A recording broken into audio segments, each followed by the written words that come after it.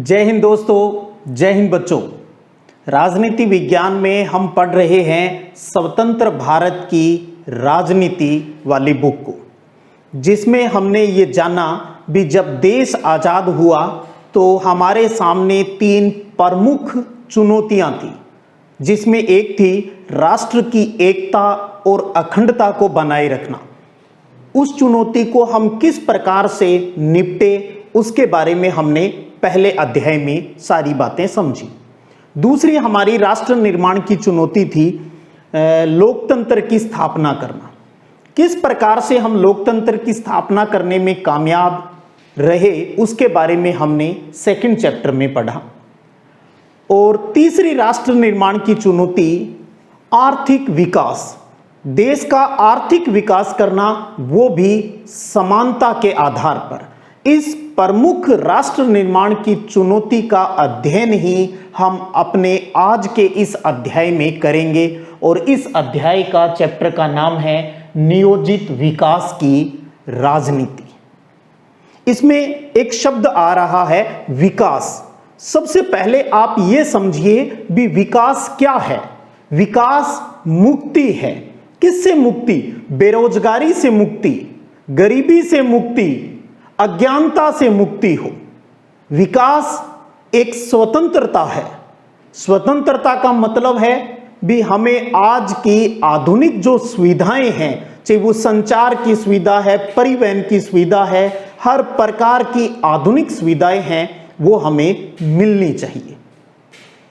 अब बात ये आती है भी हमें ये तो पता चल गया भी विकास क्या है, लेकिन जब देश जिन परिस्थितियों में आजाद हुआ, एक बंटवारे के साथ हमारा देश आजाद हुआ, उस परिस्थिति के अंदर इस देश का डेवलपमेंट विकास है वो किस प्रकार से किया जाए, विकास करने का जो डिसीजन है वो कौन करे, ये चीजें जानना सबसे ज्यादा जरूरी है। इस बात को हम एक उदाहरण के द्वारा समझते हैं और टॉपिक रखते हैं विकास की धारणाएं, यानी देश के विकास के लिए हमारी सोच क्या है, हमारा इसको लेकर कंसेप्ट क्या है, क्या हमारे हित हैं इसको लेकर। एक एग्जाम्पल लेते हैं, देखिएगा एग्जाम्पल क्या है कि स्टील यानी इस्पात की जब विश्व में मांग बढ़ी तो निवेश यानी इन्वेस्टमेंट के हिसाब से उड़ीसा जो हमारा राज्य है, आज इसका नाम ओडिशा है, एक महत्वपूर्ण जगह के रूप में उभरा। अब हम ये सोच सकते हैं दुनिया में जब स्टील की डिमांड बढ़ी तो उड़ीसा है वो क्यों एक अच्छी जगह के रूप में उभरा स्टील को लेकर। इसका कारण था भी जो स्टील है, जो इस्पात है, वो किससे बनता है?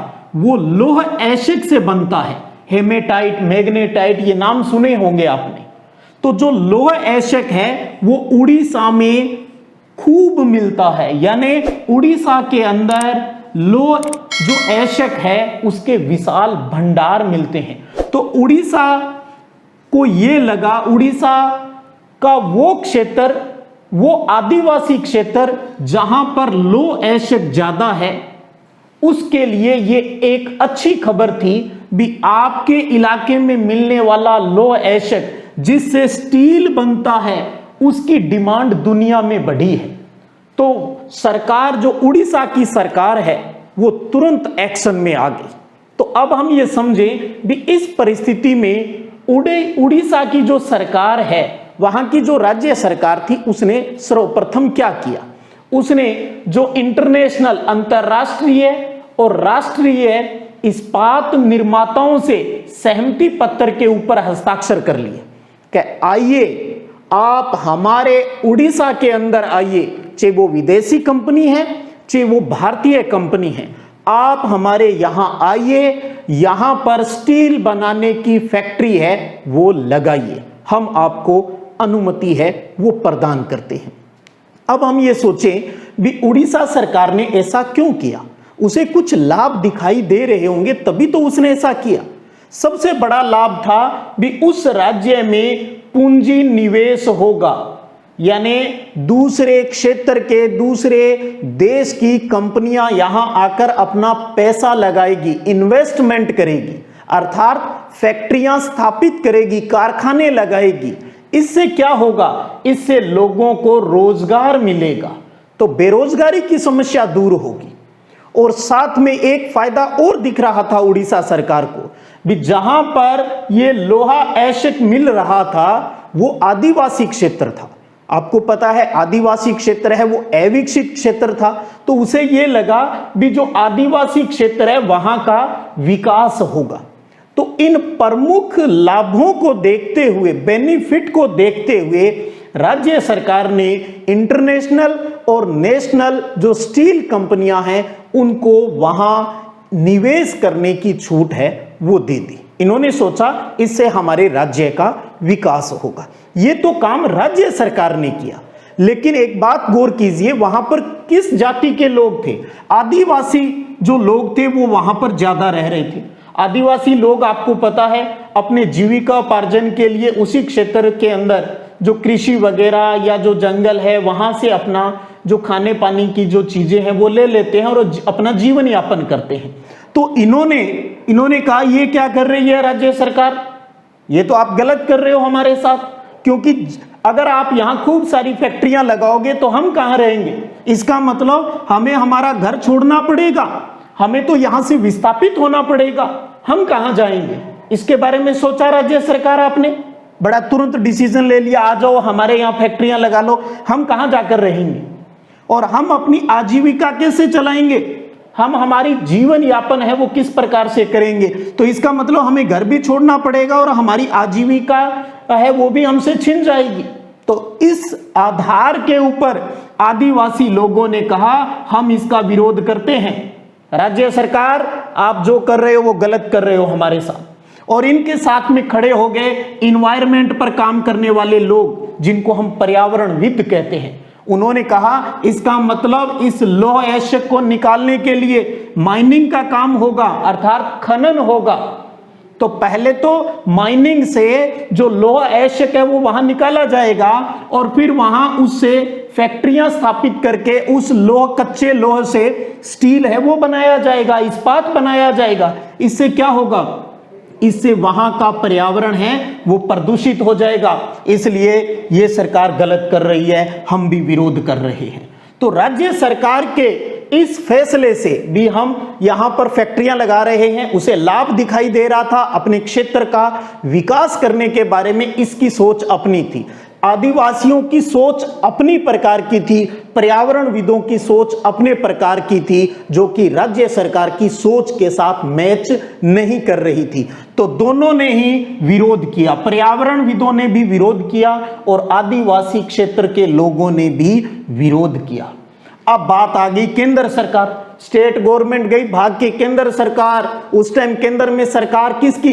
कांग्रेस की सरकार। देश के प्रथम प्रधानमंत्री पंडित जवाहरलाल नेहरू। उड़ीसा सरकार ने, क्योंकि उड़ीसा में भी कांग्रेस की सरकार, इन्होंने कहा भाई हम तो कुछ अच्छा करना चाह रहे हैं, ये तो लोग करने ही नहीं दे रहे। तो केंद्र सरकार ने सोचा यार, इसने अपने विचार किए, अपने तर्क दिए। कभी अनुमति तो जब सहमति पत्र पर साइन ही हो गए, हमने नेशनल इंटरनेशनल कंपनियों के साथ जो कॉन्ट्रैक्ट है वो हमने कर लिया, तो अब तो ये पीछे हटना बड़ा गलत हो जाएगा, लोग क्या कहेंगे, लोग क्या कहेंगे। तो केंद्र सरकार का तर्क था भी अनुमति अगर हमने नहीं दी तो देश दुनिया में हमारे लिए गलत संदेश जाएगा, भी भारत तो कभी भी धोखा दे सकता है। अब परमिशन हो गई तो हमें तो ये काम करना ही चाहिए। और साथ में इनका ये तर्क भी था, अगर हमने इस विरोध के आधार पर उन फैक्ट्रियों को लगाने के लिए हमने मना कर दिया तो देश के अंदर पूंजी का निवेश नहीं होगा, लोग यहां पर आकर अपनी फैक्ट्रियां अर्थात अपना पैसा है वो यहां पर नहीं लगाएंगे। और हम क्या जवाब देंगे लोगों को जब लोग, दुनिया ये कहेगी हमारे बारे में भी उड़ीसा के अंदर या उस देश के अंदर संसाधन उपलब्ध थे, लेकिन वहां की गवर्नमेंट ने उचित डिसीजन है वो नहीं लिया उस क्षेत्र के विकास के लिए, ये तो हमारी बदनामी हो जाएगी। अब हमें इससे पीछे नहीं हट सकते। तो केंद्र सरकार ने भी परमिशन दी राज्य सरकार के इस कार्य की। तो इस प्रकार केंद्र सरकार और राज्य सरकार, ये इन दोनों का तो अपना तर्क था, अपनी सोच थी, किसको लेकर, विकास को लेकर। डेवलपमेंट के लिए भैया आपको जगह छोड़नी पड़ेगी, हम तो इस जगह पर जो फैक्ट्रियां हैं वो लगवाएंगे, यहां पर आपको कहीं दूसरी जगह हम बसा देंगे। तो इन्होंने कहा अगर आप हमारे लिए अच्छा सोचेंगे तभी हम सोच पाएंगे। तो आप इन चारों पॉइंट में क्या चीज समझ पा रहे हैं? हम यहां यह समझना चाहते हैं, हम जिस डेवलपमेंट की बात करते हैं उसके अंदर अलग अलग लोगों का डेवलपमेंट को लेकर विचारधाराएं अलग अलग होती है, सोच अलग अलग है। सरकार अलग तरीके से सोचती है, जहां ये कार्य होता है वहां के लोग अलग तरीके से सोचते हैं। इन्वायरमेंट पर काम करने वाले लोग हैं, वो अपने तरीके से अपनी बात को बताते हैं भी ये गलत है या सही है। तो फिर ये जब ये बातें चलने लगी तो सोचना बहुत जरूरी था भी देश के विकास का डिसीजन है वो आखिर कौन करे। तो अब जो सरकार हम बनाते हैं वो तो चुनी हुई सरकार है। किसने चुनी? जनता ने चुनी। तो सरकार क्या होती है? जनता द्वारा, जनता के लिए ही वो शासन करती है। तो क्या हमें जो फैसले हैं वो राजनीतिक फैसले लेने ही पड़ेंगे? नेता ही फैसला ले, सरकार ही फैसला ले। क्यों? क्योंकि उन जनप्रतिनिधियों को, उन विधायकों, सांसदों को जनता ने ही चुना है और वो जनता से जुड़े हुए होते हैं। उन्हें जनता क्या चाहती है उसके बारे में जानकारी होती है। तो इसलिए हमें राजनीतिक फैसले लेने चाहिए। तो सरकार ही फैसला ले डेवलपमेंट कैसा हो। हाँ, इसमें एक चीज हो सकती है, अगर पॉजिटिविटी अगर लाई जाए लोगों के अंदर, तो जिस क्षेत्र में हम डेवलपमेंट की बात करते हैं उन लोगों को विश्वास में लिया जाए, उन्हें बताया जाए भी यहां पर अब क्या होगा, और साथ में जो पर्यावरणविद हैं उनकी भी सलाह है वो लेनी चाहिए। अगर हम विरोध करने वाले पक्षों की पहले ही सलाह ले लेंगे तो शायद विरोध के स्वर है वो नहीं उठेंगे और उस क्षेत्र का हम विकास है वो कर सकते हैं। तो इस एक उदाहरण से तो हमने ये जानने की कोशिश की है भी विकास को लेकर लोगों के कंसेप्ट हैं वो अलग अलग है। हाँ, ये सभी चाहते हैं भी विकास से गरीबी हमारी खत्म हो जाए, हमारी बेरोजगारी खत्म हो जाए, हम शिक्षित हो जाएं, अर्थात हमारी अज्ञानता खत्म हो जाए, इन गलत चीजों से हमारी मुक्ति हो जाए और हमें सारी सुविधाएं मिले। तो कुछ पाने के लिए कई बार कुछ खोना पड़ता है, लेकिन सोचना होगा भी, हमें भविष्य को भी ध्यान में रखकर सोचना होगा भी कहीं आज हमें कोई ऐसी गलती न कर दें जो आने वाले समय में हमारे लोगों के लिए, उस देश के लिए बहुत ही नुकसानदायक है वो साबित न हो जाए। तो ये तो है अभी सिर्फ विकास की जो धारणाएं हैं, अर्थात अलग अलग लोगों के क्या अपने अपने हित हैं उनको हमने यहां पर समझा है। अगर आप इसको नोट्स के रूप में उतारना चाहें तो आप यहीं स्क्रीनशॉट ले सकते हो या वीडियो को पॉज करके आप इन चीज को अपनी कॉपी में उतार लीजिएगा। पूरे चैप्टर को समझने में ये चीज आपके लिए बहुत ही लाभप्रद है वो रहेगी। तो इसके बाद हम टॉपिक को आगे बढ़ाएंगे भी, फिर राजनीतिक फैसले कौन लेगा, क्या होगा, ये बातें तो आ गई।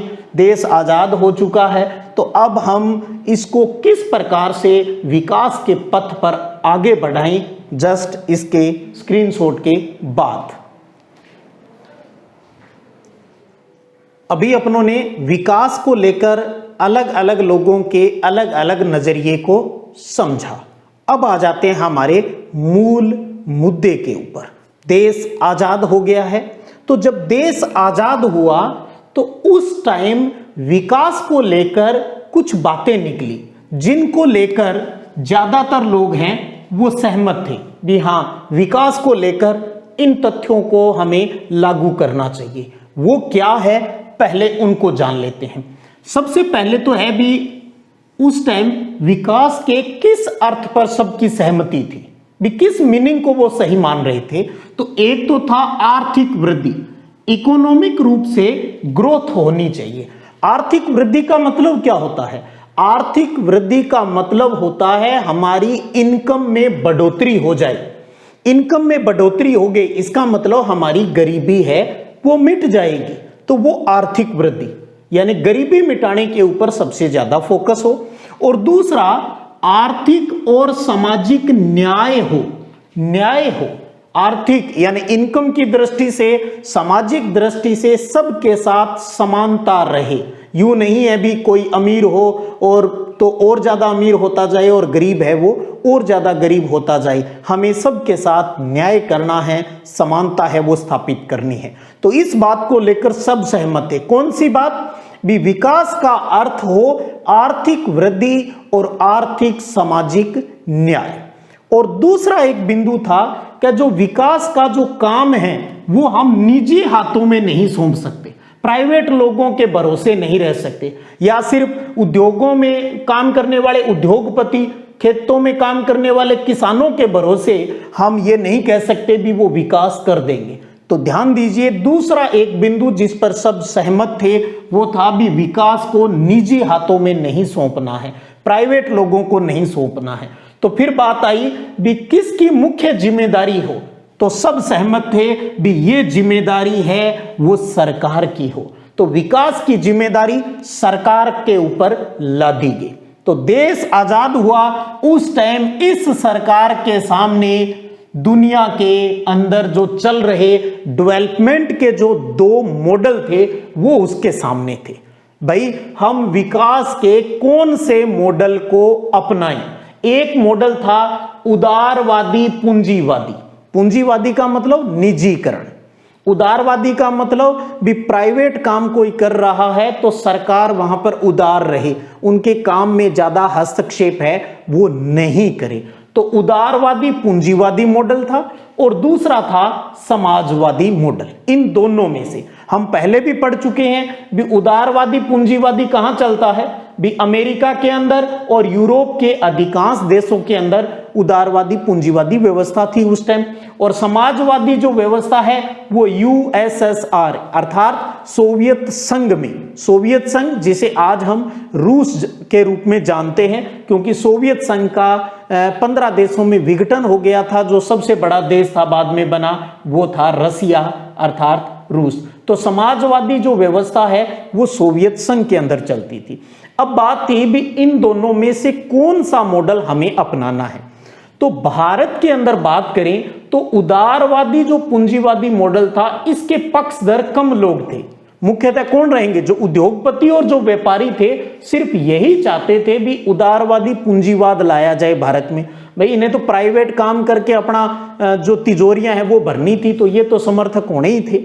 ज्यादा इंडिया के अंदर समर्थक थे वो समाजवादी विकास मॉडल के थे। जो कम्युनिस्ट पार्टी है वो भी सहमत थी, सोशलिस्ट पार्टी जो थी वो भी, और सबसे बड़ी बात कांग्रेस के जो नेहरू जी थे वो भी समर्थक थे। तो अब बात थी भी इसका मतलब ज्यादा समर्थक समाजवादी के, तो इसका मतलब क्या समाजवादी मॉडल को अपना लिया जाए? उस टाइम भी भारत की सरकार ने बहुत अहम निर्णय लिया। उन्हें लगा भी कुछ चीजें पूंजीवादी की अच्छी है और कुछ चीजें समाजवादी की अच्छी है। तो कुछ बातें इन्होंने पूंजीवाद वाली ले ली और कुछ बातें समाजवाद वाली ले ली और एक नया मॉडल विकसित कर दिया। हम तो हटके ही चलेंगे, हम हैं तो क्या गम है, और नया मॉडल विकसित किया और जिसे कहा मिश्रित अर्थव्यवस्था। दोनों का मिला जुला रूप जिसमें समाजवादी पक्ष है वो ज्यादा हावी रहा, इसे मिश्रित अर्थव्यवस्था नाम है वो दिया जा सकता है। और इसी का जो मिश्रित अर्थव्यवस्था का वास्तविक रूप हम कहें वो है भी भारत ने नियोजित अर्थव्यवस्था को अपनाया। एक प्लान इकोनॉमी जो डेवलपमेंट का जो मॉडल था उसको अपनाया इंडिया ने। अब बात ये आती है भी ये मॉडल, ये जो नया मॉडल भारत लेके आया भी दोनों का मिक्स रूप जिसे हम नियोजित अर्थव्यवस्था कहते हैं। तो यहां एक तो ये समझिए भी नियोजन का क्या मतलब होता है। नियोजन इंग्लिश में कहते हैं जिसे प्लानिंग, सोच समझकर सही दिशा में उठाया गया कदम, सोच समझकर सही दिशा में उठाया गया कदम ही नियोजन अर्थात प्लानिंग कहलाता है। और ये जो नियोजन की जो बात है, ये सबसे पहले भी यूएसएसआर के अंदर आई थी, रसिया के अंदर आई थी। रसिया ने भी, रूस ने भी या सोवियत संघ ने भी अपने क्षेत्र का विकास करने के लिए प्लानिंग सिस्टम लेकर आए थे, और ये सिस्टम ये 1928 में लेकर आए थे।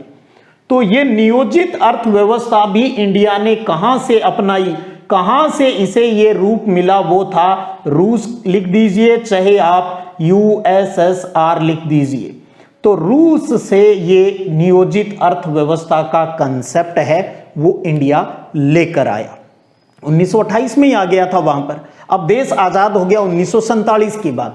यहां एक बात और मैं आपको बता दूं, भी नियोजित अर्थव्यवस्था जो हमने अपनाई 1947 के बाद अपनाई, लेकिन उससे पहले भी हमारे देश के अंदर जो उद्योगपति व्यापारी थे, उन्होंने इसके बारे में बात करना स्टार्ट कर दिया था।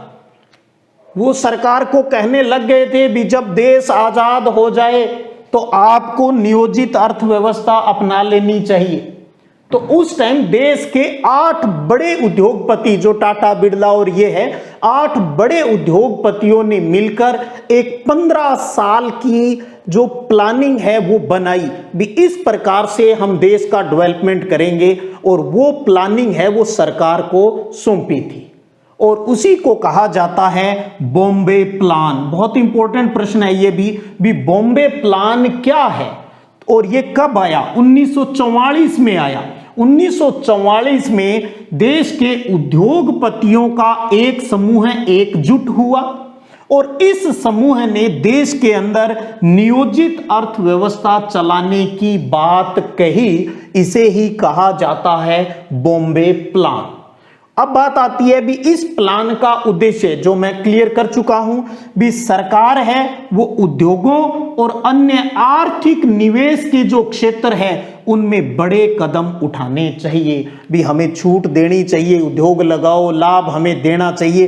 कुल मिला के एक तरीके से इस अर्थव्यवस्था से जुड़े हुए लोगों ने ये प्लान दिया था। लेकिन नियोजित अर्थव्यवस्था की बात आ जाती है, इन्होंने अपनाया, सबसे पहले इन्होंने स्टार्टिंग की, उसके बाद देश आजाद हो गया, तो अब देश के सामने इसे वास्तविक रूप में लाने का समय था। तो भारत सरकार ने इस नियोजित अर्थव्यवस्था के कंसेप्ट को अपना लिया।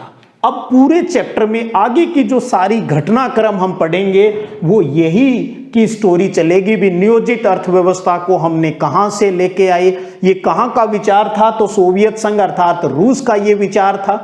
देश आजाद होने से पहले उद्योगपतियों ने कौन सा प्लान गवर्नमेंट के सामने रखा? यही नियोजित अर्थव्यवस्था को लेकर 1944 में बॉम्बे प्लान है वो गवर्नमेंट के सामने रखा, और आजादी के बाद नियोजित अर्थव्यवस्था भारत सरकार ने अपना ली, कांग्रेस सरकार ने अपना ली। तो देश के अंदर उस टाइम जो भी दक्षिणपंथी थे, दक्षिणपंथी और जो वामपंथी, दक्षिणपंथी जो उदारवादी पूंजीवादी विचारधारा के जो समर्थक होते हैं वो भारत के अंदर दक्षिणपंथी राजनीतिक विचारधारा के लोग कहलाते हैं, और दूसरा वामपंथी जो कि समाजवादी विचारधारा के समर्थक, जो गरीबों के हितों के लिए काम करते हैं, जो पिछड़े हुए जो सामाजिक समूह होते हैं उनके फायदे के लिए काम करने वाले होते हैं, वो वामपंथी कहलाते हैं। तो जब भारत सरकार ने नियोजित अर्थव्यवस्था के कंसेप्ट को अपनाया तो दक्षिणपंथी और वामपंथी दोनों ने ही इसका समर्थन किया था भी, भारत सरकार ने ये बहुत ही अच्छा किया है। तो आप समझिएगा देश आजाद हुआ उस टाइम की क्या परिस्थितियां थी, और उस टाइम नेहरू जी ने, कांग्रेस पार्टी ने क्या किया, वो चीज आप यहां समझ रहे हो। आजादी के बाद हमने हमारे देश को कैसे बिल्ड करना है वो प्रारंभ किया, कौन से कंसेप्ट को हमने अपनाया। तो ये थी आज की अपनी वीडियो क्लास, जिसके अंदर हमने विकास की धारणाएं, आजादी के समय विकास को लेकर किन मुद्दों पर पक्ष था, पक्ष की जिम्मेदारी किन को दी गई, फिर हमने विकास के 2 मॉडलों की बात की, कहां अपनाया जाता है, भारत के अंदर क्या सिचुएशन थी, और भारत ने तीसरा ही रास्ता अपनाया, मिश्रित अर्थव्यवस्था का, दोनों को मिलाकर दुनिया के सामने एक नया कंसेप्ट दे दिया, मिश्रित अर्थव्यवस्था, अर्थात हमने जो नियोजित अर्थव्यवस्था को अपनाया। आजादी से कुछ टाइम पहले इसी चीज को लेकर बॉम्बे प्लान आ चुका था, और उसके बाद अब इस नियोजित अर्थव्यवस्था के तहत गवर्नमेंट ने क्या आगे के रूपरेखा है वो बनाई। अगली वीडियो सेशन में हम उसी कंसेप्ट को है वो अच्छे से समझेंगे। और आज के वीडियो सेशन के अंदर एक प्रश्न आपसे पूछ लेता हूं और आप कमेंट बॉक्स में उसका जवाब है वो जरूर दीजिएगा। प्रश्न ये है भी भारत के अंदर नीति आयोग की स्थापना कब हुई? भारत में नीति आयोग की स्थापना कब हुई? और नीति NITI की फुल फॉर्म इंग्लिश और हिंदी दोनों में आपको कमेंट बॉक्स में अवश्य है वो बतानी है। स्क्रीनशॉट ले सकते हो। चलिएगा अगले वीडियो में टॉपिक को आगे बढ़ाएंगे, फिर मिलेंगे। तब तक जय हिंद, जय भारत।